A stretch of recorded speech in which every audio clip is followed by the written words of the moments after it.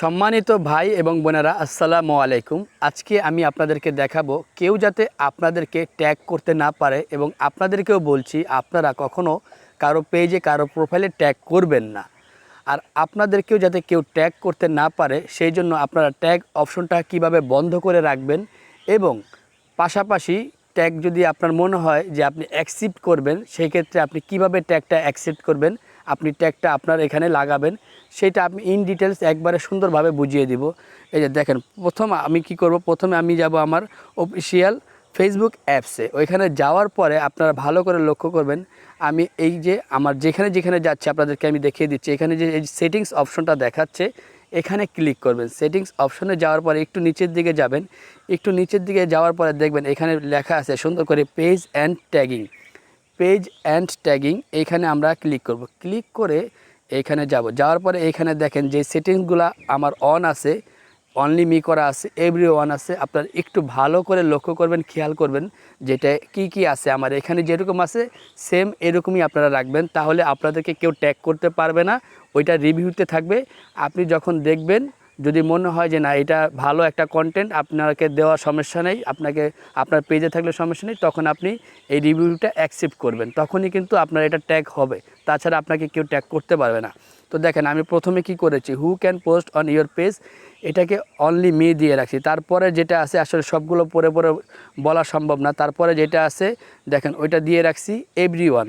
তারপরে এই অপশনটা আমি চালু করে রাখছি। এগুলো ভালো করে খেয়াল করেন কোনটা কি দিয়েছি। এটা আমি দিয়েছি অনলি মি, এটা দিয়েছি এভরিওয়ান, এটা আমি চালু করে রাখছি, এটাও আমি চালু করে রাখছি, ঠিক আছে। তারপরে একটু নিচের দিকে যাব। নিচের দিকে যাওয়ার পরে এইখানে দেখেন কি করছি। এখানে এই যে ট্যাগিং অ্যান্ড ইমপ্লয়েড মেনশন, এটা কি অনলি মি করে রাখবেন। তারপরে who can see the funds tab on your page public, এটাকে পাবলিক করে রাখছি। তারপরে এই যে রিভিউইংটা কিন্তু অবশ্যই অন করে রাখবেন, রিভিউটা কিন্তু অন করে রাখছি আমি।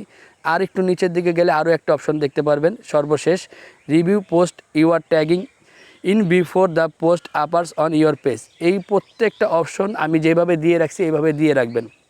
দিয়ে রাখলে কী উপকার হবে এইটাও আমি আপনাদেরকে দেখাচ্ছি, যে আপনাদেরকে যদি কেউ ট্যাগ করে সেই ক্ষেত্রে কিন্তু সরাসরি আপনাদের পেজে বা প্রোফাইলে ওটা থাকবে না, ওটা রিভিউতে ঝুলে থাকবে। তো রিভিউতে গিয়ে কিভাবে দেখবেন যে আপনাকে কেউ ট্যাগ করছে কি না, চলেন এবার আমরা রিভিউতে যাব, দেখব এখানে কেউ ট্যাগ করছে কি না আমাদেরকে।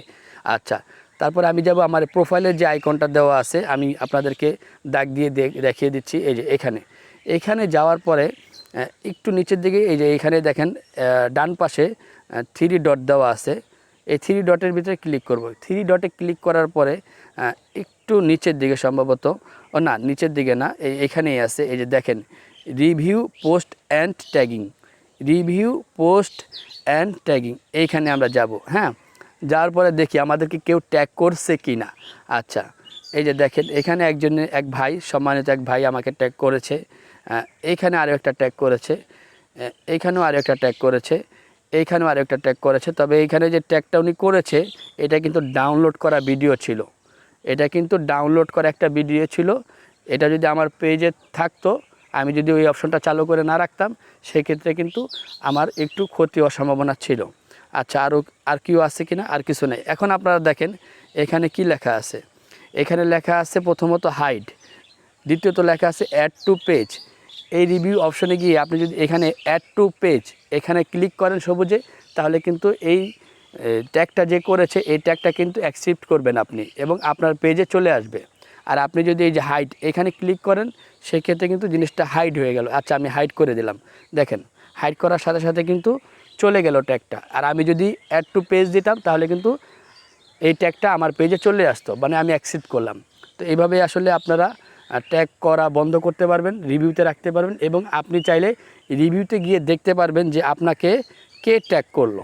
ঠিক আছে, আশা করি বিষয়টা বুঝতে পেরেছেন। সবাইকে অসংখ্য ধন্যবাদ।